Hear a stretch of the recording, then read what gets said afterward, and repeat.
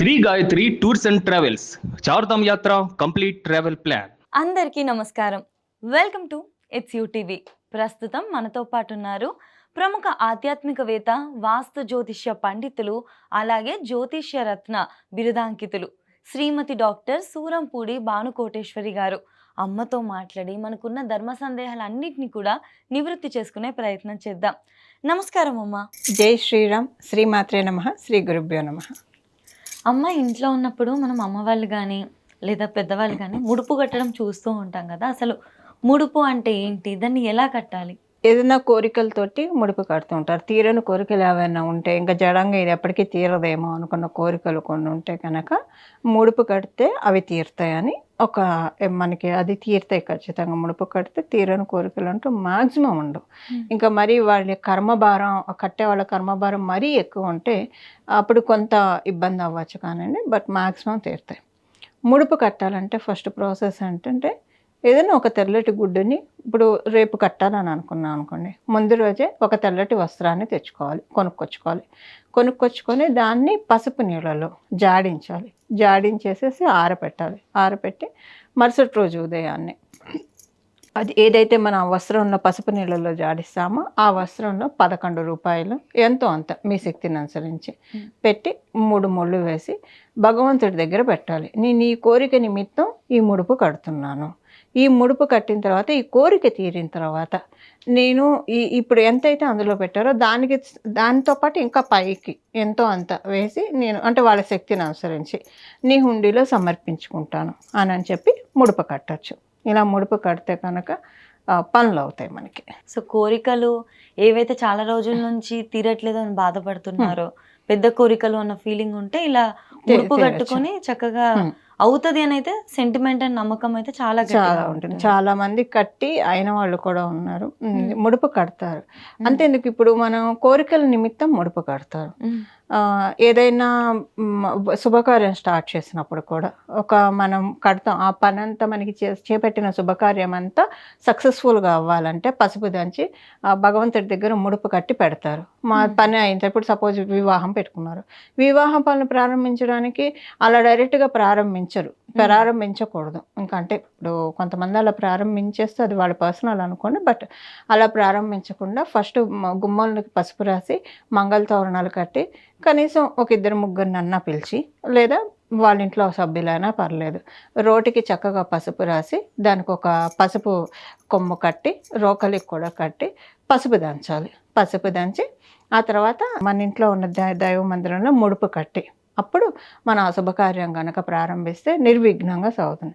పెళ్ళికి కావచ్చు, మనకి సీమంతానికి అక్కర్లేదు, పెళ్ళికి, గృహప్రవేశానికి, ఉపనయనాలకి, ఇలాంటి పెద్ద పెద్దవి చేసేప్పుడు అంతా నిర్విఘ్నంగా సాగాలి.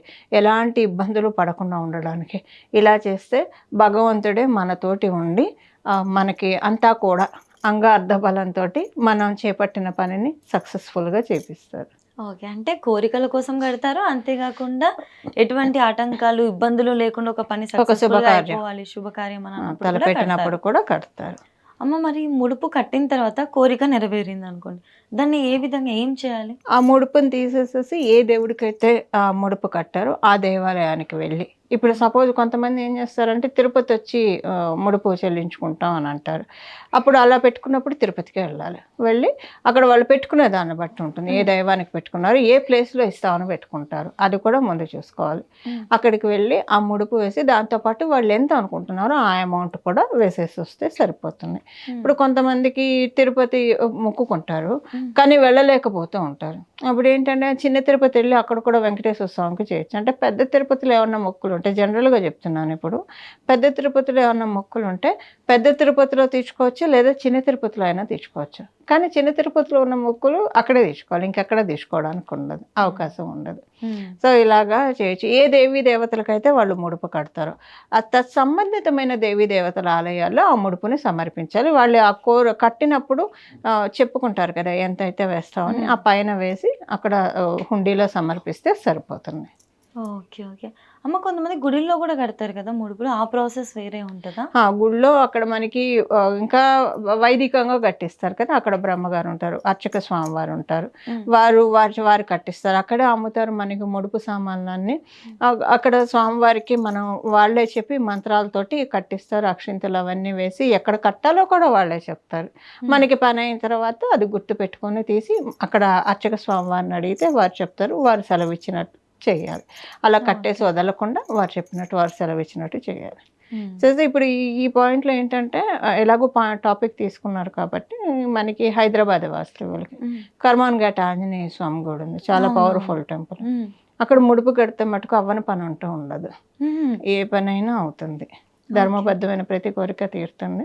చాలా పవర్‌ఫుల్ టెంపుల్. నేను అక్కడ చాలా వాళ్ళ సార్లు విన్నా అమ్మ అది ఆ! పవర్‌ఫుల్ అని. ఆ! చాలా పవర్‌ఫుల్ టెంపుల్. అక్కడికి అసలు వెళ్ళొస్తుంటేనే ఒక వారం రోజులు కంటిన్యూగా వెళ్ళినా సరే చాలా చేంజెస్ చూస్తాం మనం. హుహు. మంచి positive changes, positive aura develop అవుతుంది. హ్మ్. అక్కడ ఎళ్లి ముడుపు కడితే కనుక మనం ఏ పనికైతే ముడుపు కట్టామో ఇప్పుడు సపోజు ఎవరైనా ఇప్పుడు ఇక్కడ ఒక ఫలానా చోట ఉద్యోగం రావాలని ముడుపు కట్టుకున్నారనుకోండి. అది అక్కడ ఆయన అంచనా ఆయన చూస్తాడు క్యాలిక్యులేషన్స్ హనుమంతుడు. వీళ్ళకి ఇక్కడ ఉద్యోగం వస్తే వీళ్ళకి ఎదుగుదల ఉండదు. ఇంకో చోట ఇప్పిస్తారు. హ్మ్. వీళ్ళు బలంగా ఇక్కడే రావాలని కడతారు. కానీ పెక్యులర్‌గా అక్కడ ఇప్పించుకొని ఇంకొక చోట ఇప్పిస్తారు. అప్పుడు వాళ్ళు అనుకుంటారు ఇక్కడ రావడమే బావుంది. ఇక్కడ రాబట్టి ఇంత గ్రోత్ ఉంది. అక్కడైతే ఇంత వచ్చేది కాదేమో అని అనుకుంటారు. అంటే హ్మ్. ఇలా ఉంటాయి. నేను కొంతమందికి చెప్పి వాళ్ళు కట్టినప్పుడు, హ్మ్. "అరే! మేము అనుకున్న చోట రాలేదమ్మా" అన్నారు. "మీకొస్తుంది కంగారు పడకండి" అన్నా. అలానే ఇంకో 1 వీక్‌లో ఇంకో చోట వచ్చింది. ఇప్పటికి వాళ్ళు కాల్ చేసి చెప్తూ ఉంటారు. అక్కడొచ్చుంటే బావుండేది కాదమ్మా! ఇక్కడ రావడం బాగా అయింది. అసలు అంటే మంచి గ్రోత్ చూస్తున్నాం అని చెప్పి. ఇలా హ్మ్. అంటే ఇది కూడా ఉంటుంది. ఒకవేళ మనకి అడిగిన కోరిక గనక ఈ వేలో కాదంటే స్వామివారే నిర్దేశిస్తాడు. మనకిప్పుడు స్థల బలం తెలీదు కదా! అవును. తెలియనప్పుడు అక్కడ మనకి మన ఆరాకి అది ఫెచ్ కాకపోతే వేరే చోట ఎక్కడైతే మనకి కలిసొస్తుందో అక్కడ. అంటే నేను ఎగ్జాంపుల్‌కి ఇచ్చి చెప్పాను. అవునవును. ఏ కోరికతో ముడుపు కట్టినా అది అవుతుంది. అది కాకపోతే ఇంకో వేలో ఆయన డైరెక్ట్ చేస్తాడు. హ్మ్. ఇప్పుడు సపోజ్ వ్యాపారస్తులు ఒక వ్యాపారం సక్సెస్ అవ్వాలని కట్టుకుంటారనుకోండి. అందులో కాకపోయినా వాళ్ళకి ఇంకొక చోటొస్తాయి డబ్బులు. హ్మ్. దాంతోటి ఇంకొక వ్యాపారం పెట్టుకొని కలిసొచ్చేట్టు చేస్తారు. సో, అలాగా అంటే అలా మాక్సిమం ఉండదు. ఒక్కోసారి వాళ్ళ జన్మజాతకం బలాబలాన్ని అనుసరించి స్వామివారే అలా రూట్ చేస్తారు. అదే. అంతకన్నా బెటర్‌ది బెటర్‌ది ఏదైతే మనకు మంచిదో అదే చేస్తారు. చేస్తారు. బావుందమ్మ. అమ్మ ఇంకొకటి ఇప్పుడు కోరికలు నెరవేరడానికి ముడుపు అన్నారు గదా! బలమైన కోరికలు నెరవేరడానికి ముడుపు కాకుండా దానికి ఇంకేదైనా ఆల్టర్‌నేట్ ఉందా? ముడుపు కాకుండా చాలా మంచి ప్రశ్న. ముడుపు కాకుండా అంటే అన్నిటికి ముడుపు కట్టాలనేం లేదు. హ్మ్. మామూలుగా కూడా దండం పెట్టుకోవచ్చు. హ్మ్. అసలు ఎలా దండం పెట్టుకుంటే మన పనులవుతాయో, అలాగే మన ఆత్మకి, మన శరీరానికి సన్మంగళాలు జరుగుతాయో, అది మనం ఇప్పుడు మాట్లాడుకుందాం. హ్మ్. ఆత్మకి సన్మంగళాలేంటి? ఇప్పుడు మీరు నాతో అడుగుతున్నారు. నేను మీకు చెప్తున్నా. నేను వింటున్నానన్నా, మీరు వింటున్నారన్నా. హ్మ్. మన లోపల ఒక చైతన్య శక్తి ఉంది. అది ఈ శరీరంలో ఉంది కాబట్టే మనం మాట్లాడుకుంటున్నాము. హ్మ్. ఇది మనకి బలపడుతుంది. మన లోపల ఏదైతే జీవాత్మ ఉందో అది బలపడుతుంది. అదేంటంటే ఏ కోరికున్నా సరే భగవంతుడి దగ్గర కూర్చోండి. మీ ఇష్ట దేవత ఎవరో ఆ దేవతనే పట్టుకోండి. పట్టుకొని ఈ కోరిక నాకుంది. ఇది తీరితే కనుక సపోజ్ వివాహం కావట్లా. మంచి సంబంధం వచ్చి వివాహం అవ్వాలి. అది తీరితే కనుక ఇప్పుడు ఆ దేవీ దేవతలకు సంబంధించిన నామం కావచ్చు, మంత్రం కావచ్చు. రో ఒక 11 రోజులు. రోజుకొక గంట సేపు జపించుకుంటాను. అని హ్మ్. దండం పెట్టుకోవాలి. అంటే రోజులో ఒక 1 అవర్ మనం కంప్లీట్‌గా దైవానికి డెడికేట్ చేయాలి. హ్మ్. జపించుకోవడం అంటే మన మానసికంగా, కాయకంగా, వాచకంగా. అంటే హ్మ్. మన శరీరము జపించేప్పుడు అక్కడే ఉండాలి. మన మనసు అక్కడే ఉండాలి. అలాగే వాచకంగా. మనసులో పైకి అనుకోవాలి. అనుకుంటే మన వాయిస్ మనకినిపిస్తుంది కదా! అలా. హ్మ్. లేదా కొన్ని నామజపం అయితే పైకి కూడా చేయొచ్చు.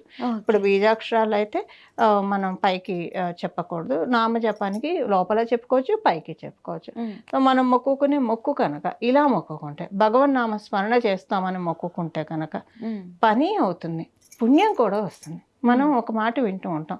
స్వామి కార్యం స్వకార్యం అని చెప్పి. హ్మ్. ఇక్కడ మనకి స్వకార్యం అవుతుంది. హ్మ్. అలాగే స్వామి కార్యం అంటే మనం భగవంతుడిని పట్టుకోవడం వల్ల మనకి హ్మ్. ఇంకా మన ఆత్మకు కూడా ఉద్ధతి కలుగుతుందనమాట. అది హ్మ్. స్వామి కార్యం. 2 ఓకే. జరుగుతాయి. సో, ముడుపు కట్టుకోలేని వారికి ఇది ఒక మంచి బెస్ట్. ఆల్టర్‌నేట్. హ్యాపీగా ఇలా గూడా చాలా చేసుకొని వాళ్ళ కోరికలు మంచి నెరవేర్చు. రిజల్ట్స్ వస్తాయి. అసలు అంటే ముడుపు కట్టచ్చు, ఇదైతే ఇంకా బాగా పనిచేస్తుంది. ఓకే. ఓకే. చాలా మంది ఇది వర్కౌట్ అయినట్టు మీతో షేర్ చేసుకున్నారా అమ్మ?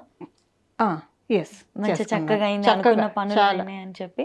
వాళ్ళు ఇంకా భక్తి శ్రద్ధలతోటి జపించడము, ఆ తర్వాత వాళ్ళు ఆధ్యాత్మికంగా ఎదగడము, లౌకికంగా ఎదగడం 2 కూడా. అంటే మన వర్క్ సింప్లిఫై చేస్తాడు భగవంతుడు.